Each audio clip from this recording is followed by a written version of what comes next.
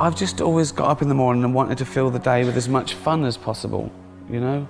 I think it's funny, life. It's amusing, because we take everything so seriously, we care about everything passionately, we have fights, wars, worry about little things, and then we die. But there's nothing, it was pointless. We return to the stars. So I've always thought I want to fill my days with fun. Well, I think life is precious because you can't watch it again. But once you realise you're not going to be around forever, I think that's what makes life so magical.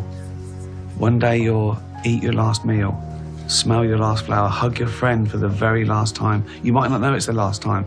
So that's why you should do everything you love with passion, you know? Treasure the few years you've got, because that's all there is. You have ruminated on death. You've got a long way to go yet, but what will death be like when it comes?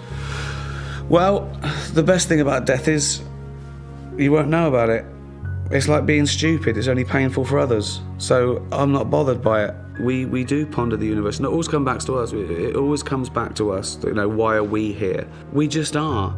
The chance of us being born is 400 trillion to 1, and there's loads of reasons why you can say we're here. It's more what you do with it. It's to eat and drink and make friends and have fun. Make people laugh. Oh, there's no better privilege. When you're more unhappy than happy, there's something wrong and you've got to do something about it. Parties don't last forever, nor should they. People would hate to live forever. They'd hate it. You know, growing up, we were poor and working class. My dad was a labourer. We lived in a council estate. My mum was a housewife. But I didn't really know. Everyone was in the same boat, so I didn't know I was poor. I didn't know I was working class till I got to university and everyone spoke like the Queen. I didn't know what it was, really. Bob Dylan said a man can consider himself a success if he gets up in the morning, goes to bed at night, and in between does exactly what he wants. And I've always done that. I've always done that.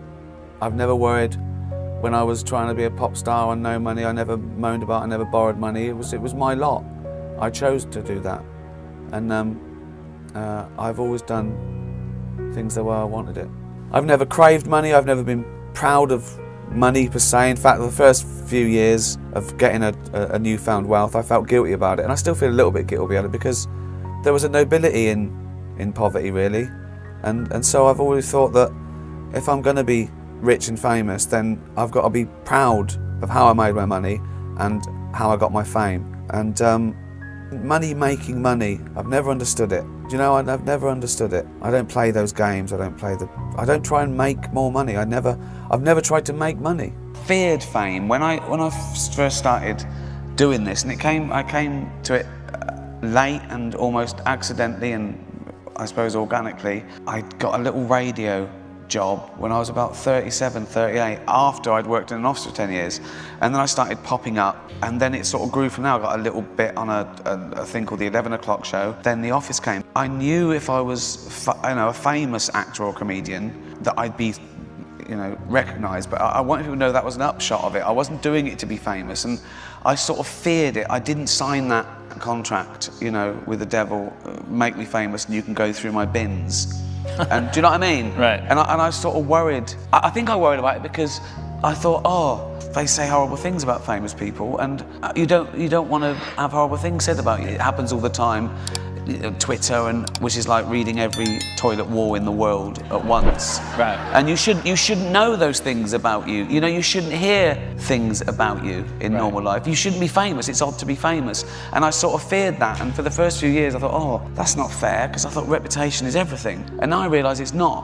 Reputation is what strangers think of you. Right. And who you really are is what your friends and family think of you, and they stay forever. So I just don't care now. It's also subjective, that the only real thing is what you do with it, People don't respect facts anymore. Everyone knows my opinion is worth as much as your opinion, but now there's this myth that my opinion is worth as much as your fact, which just isn't true. And it's going to send us back into the dark ages. Just because you're offended, it doesn't mean you're right. I was already a comedian before I sort of decided I'd become a comedian. It just sort of happened. I went on the radio show and I was meant to be the head of speech. I had a normal job. I worked in an office for 10 years, which is what I based the office on. And then I got a job at a radio station. I was meant to go in and sort of be writing little things for the DJs. And because I'm so lazy, I thought, I'll just do this myself. So I went in, I popped up, I did funny things. The bosses said, listen, you're rubbish at your real job, so just do that. And it grew, and I became like the comedy turn on XFM, got discovered by Channel 4 and all that. Nothing gives me an adrenaline rush like coming up with an idea. Honestly, I can't sleep. And if I think of it before I go to bed, I've got to work it over so I don't forget it when I wake up. And that's a lovely thing to wake up to. Oh, that idea, right. You know? And it doesn't get any better than when it's in your head, really. And then you just got to ruin it as little as possible. Now, honestly, when I first started this, I thought I was a writer, right? And I probably only directed because I realised that I could protect the writing. And then I produced to protect the directing. It's all to protect the idea, everything. And I play that guy because I know how to do that guy in my head. It's trying to realise the vision. You're not afraid of dividing opinion. You're not afraid of, some people saying I disagree with you and some people saying I agree with you. If everyone's agreeing with you, you're in an echo chamber. You've just chosen your people to speak to. I mean, the important thing for me is no one has to laugh. In fact, I embrace the gasps as much as the laughs, because that means they were listening. And offence is good. Offence makes people think. It makes them come up with another argument. I'm just tired of people saying, I'm offended. I want to say, so what? That just means you're just telling me your feelings. I'm never trying to offend. I think I got that reputation from the Golden Globes, maybe, where I gently ribbed some of the richest, most privileged, beautiful people in the world. A joke about a bad thing isn't the same as the bad thing. It's not even necessarily condoning the bad thing. It could be anti the bad thing. It could be veiled in irony or satirical or whatever, but I think people have to, look at what a joke is, what the real target is. I'd only say I'm controversial because I talk about controversial subject.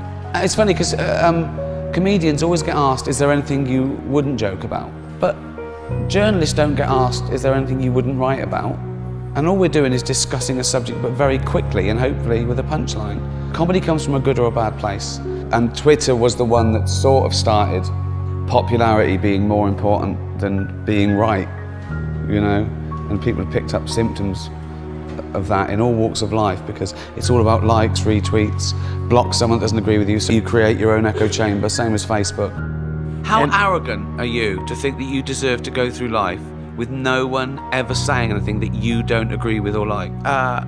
People mistake sometimes demanding equality, right, by not being part of humour. Yeah. It's actually demanding privilege. I want people to stop saying that joke's offensive. Yeah. I want them to start saying I found it offensive, because you've got to own the emotion, because that's all it is. You're just telling me how you feel about it. Yeah.